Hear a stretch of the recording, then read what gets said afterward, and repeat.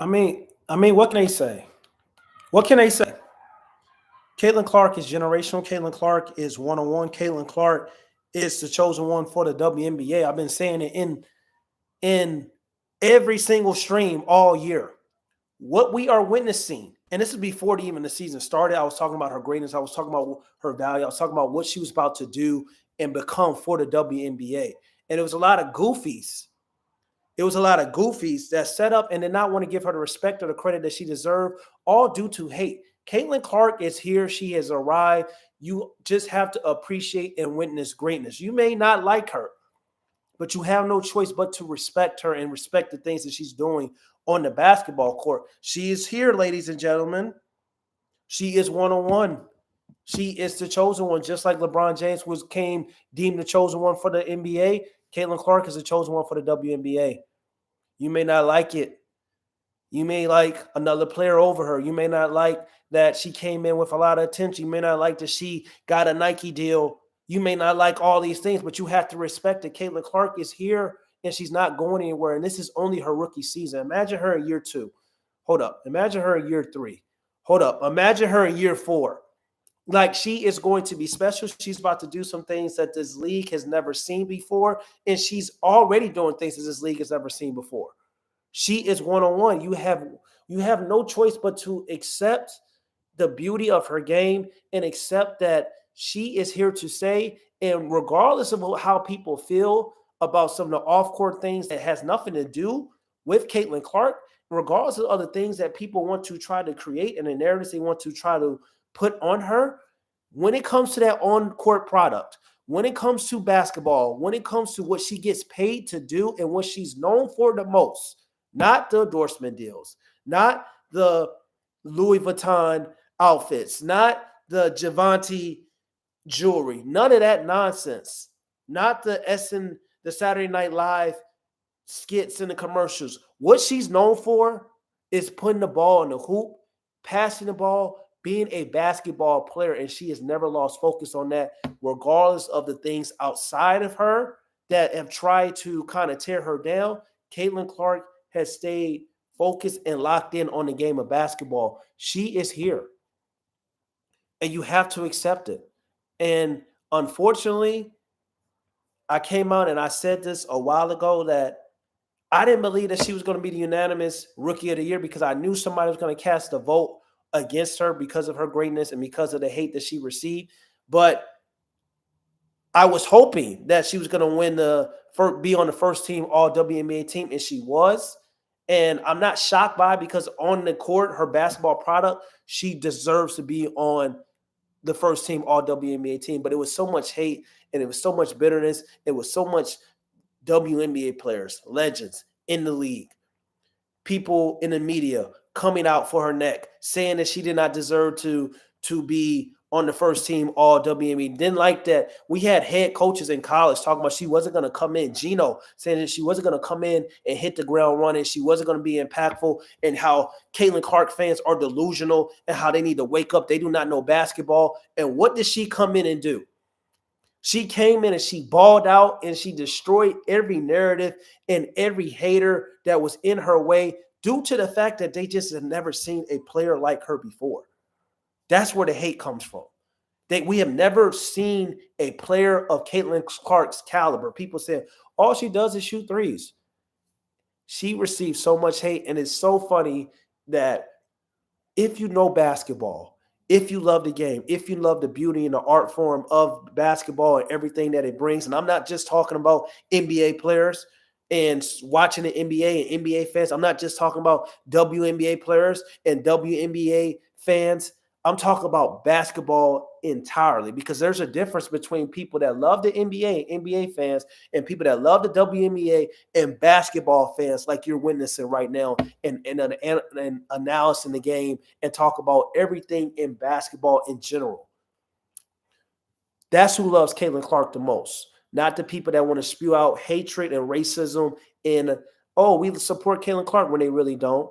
Not the people that wants to hate on Caitlin Clark and say that she's not standing up and she's not using her platform to talk about trolls on the internet who who's like 5% of the population.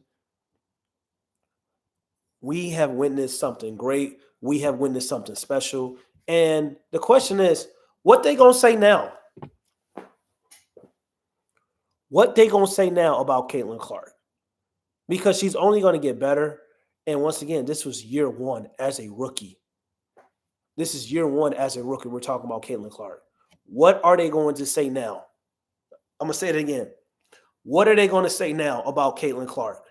First team All WNBA, 19 points, 5 rebounds, 8 assists, 42% from the field, 34% from the three-point line, 90% from the free throw line.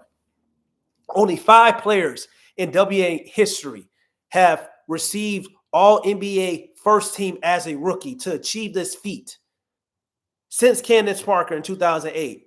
The others include Sue Bird, Tamika Catchings, Diana Taurasi. Like, what they gonna say now? Caitlin Clark is included on that list. Caitlin Clark is a generator. When we talk about accumulating points and assists, she is the WNBA's version of Trae Young. And when we talk about some of the records that she broke, 769 total points, WNBA rookie record. 122 threes was made by Caitlin Clark and more, of course, but she broke the WNBA record. 337 assists this season is a WNBA record for a rookie. Like, first team All WNBA, what they gonna say now, and all the goofies that we're talking about in the media that she didn't deserve to just come in with the type of, oh, we gotta wait and see. Oh, we don't know what she's gonna be. Well, it's players in this league right now that's been playing and deserves all the credit and deserves to be over her. What does your eyes tell you? The goofies that were hating, the goofies that were trying to talk about a rookie of the year campaign race, when it was clearly Caitlin Clark was eons above any rookie in this rookie class. What are you going to say now? You got to appreciate the game. You got to appreciate greatness. And I'm going to say it again. 19 points, 5 rebounds, 8 assists as a rookie, 42% from the field, 34% for the three-point line, 90% from the field. Only 5 WNBA players in history have gone on to capture a first-team All-WNBA appearance in their rookie season. Caitlin Clark is one of those players to go along with Candace Parker, Sue Bird, Tamika Catchings, and Diana Taurasi. Every 20 years in sports league, we see a transcending star, whether it's Shohei Ohtani in baseball, whether it is Deion Sanders in the NFL, whether it was Babe Ruth, whether it was LeBron James in the NBA, whether it's Caitlin Clark in the WNBA, whether it's Travis Hunter in NCAA college football that's going to go to the NFL and possibly play 2 positions. Every 20 years or so, we see a transcending star. Caitlin Clark is that transcending star for the WNBA, and a lot of great things are about to happen and are already happening due to her greatness. And you can hate on her, you may not like her, but you gotta respect her.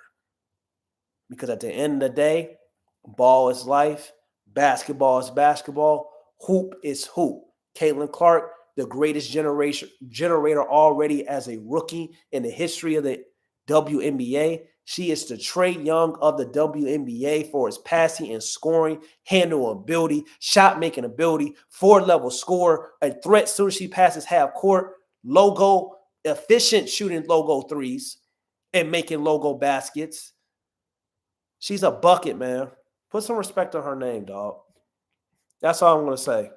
And for the rest of the WNBA first team, we got Nefessa Collar, bucket, defensive player of the year in the WNBA finals right now. Who knows? Are they going to come back to New York? I do not know, because part of me feels that the New York Liberty Gate should be up 2-0 in this series, but a part of me feels that I can't trust the New York Liberty. And reason why I can't trust the New York Liberty, because I can't trust Sabrina Ionescu, who I thought should have been on the WNBA's first team, by the way. I thought she deserved that. I thought her regular season was very impactful. I thought for the regular season, for the most part, she was the best player on the New York Liberty. I thought she should have been over Alyssa Thomas. in the Connecticut Sun. I thought she had a better regular season than Alyssa Thomas. But Sabrina Ionescu in this postseason, especially in this finals, I don't know if she is going to be what she was in the WNBA regular season, because right now in the NBA finals, she kind of looks shook. We kind of look like she's not ready or she's afraid of the moment. And then we have Breanna Stewart, of course, is a bucket, been the New York Liberty's most consistent player this postseason. And then, of course, we had first unanimous WNBA MVP in Asia Wilson as well on the first team all WNBA list. Great selection. I didn't know if Caitlin Clark was going to make it. I thought they would have probably gave a nod to Sabrina Ionescu, but to see Sabrina Ionescu not even make this list, and I guess they put either Caitlin Clark or Alyssa Thomas over her. But this was a great all first WNBA team. I have no problems with it. I have no issues with it. I have no issues whatsoever. And it's special. Caitlin Clark is special. Special. We're talking about the WNBA. They're increasing to Game 7 series. They're increasing regular season games. They're increasing more teams coming in by 2028. We're going to have another WNBA team. All these great things, and coincidence just happens when somebody comes into the WNBA and changes the WNBA. Whether you want to give them respect or credit they deserve or not, viewership is going up. Money is getting better. More deals are going or have been collaborated with the league office and streaming networks. It's like, what they gonna say now? That's the question. It's your boy Ma K. Smith. I make sure y'all go like, comment, and subscribe. Make sure y'all tap in. The WNBA season is almost over with. The WNBA finals game is tonight between the New York Liberty and the Minnesota Lynx. Don't know who y'all got. Don't know who y'all rolling with. Let me know in the chat. But the NBA season is upon us. The NBA season is approaching. We will be streaming after every big-time television, national television game. We will be streaming. We'll be analyzing. We'll be talking about the games, specifically on the East Coast, because that's where I live. I'm in the state of New Jersey, so on the East Coast for sure. Maybe some West Coast games, depending on some things, but most likely all of the East Coast games and Central games, the main games we will be talking about, we will be streaming. And also anytime there's big news, NBA news going on and basketball news in general, y'all been rocking with me all summer since I kind of started streaming and got back on the YouTube platform. I really appreciate anybody that has been locked on, that's been engaged, that has subscribed. I really appreciate you guys. But this is historic. This is historic when we talk about Caitlin Clark and what she did this rookie season. And why hate? Why not just celebrate and appreciate her greatness? Because once again, I asked the question, what they gonna say now? Top 4 MVP finish. What they gonna say now? Should have been a unanimous rookie of the year, but we know people was gonna hate. What they gonna say now? First team all WNBA. What they gonna say now? 19-5-8 as a rookie, and this is probably gonna be her worst year. That's the scary part. That's the crazy part. This is gonna be Caitlin Clark's probably worst season ever in her career, and she's first team all WNBA. It's very special, and I want to bring this up too, because Clark's cumulative stats aren't inflated like the NBA. And I say that because historically, if you look at the numbers for the WNBA, scoring has been relatively flat the past decade. So unlike the NBA, when the numbers and the stats and everything and all the offensive teams in the NBA are playing the same type brand of basketball for its layups and threes, and analytics is really taking over the NBA. That's why we see, role players that normally get 10 points getting 20 points. When we see star players that normally get 20 points getting 30 points. When we see, all-star players getting 30 points, normally getting 40 points, and we see superstars players getting 40, normally getting 50 points. Like, all it has to do with the era of basketball that we're in. And it's different compared to the WNBA, because WNBA, they still have teams that have different play styles. They still have teams that have their own unique identity. And it's just a different brand of basketball than the NBA. So you can't even talk about her stats. We talk about the combinedness of her being a generator for his passing ability, playmaking ability, and also assists. We can't even talk about that's due to the era that we in. Then the era in the WNBA, you can't say that about Caitlin Clark because the era that we're in the WNBA is totally different than the NBA. And once again, the stats and the numbers are relatively have been flat over the decade, this past decade of the WNBA. So when she's coming in and what she's doing, and she's breaking all these records and things of that nature, it's kind of like she's kind of the outlier. She's kind of the chosen one. She's kind of a generator. She's something this league has never seen for as a play style standpoint, for as having a high usage player who's came in and dominated the game the way she's dominated and things that she's doing and the records that she's broken. Hate it or love it, man. The underdog's on top, and I'm going. Let me stop. That's at 50. Y'all know about that, but. Make sure y'all go like, comment, and subscribe. Really appreciate y'all. Tap in, tap in, tap in, tap in, tap in. All NBA season. It's your boy, Mike Smith. I'm gone, man. Peace.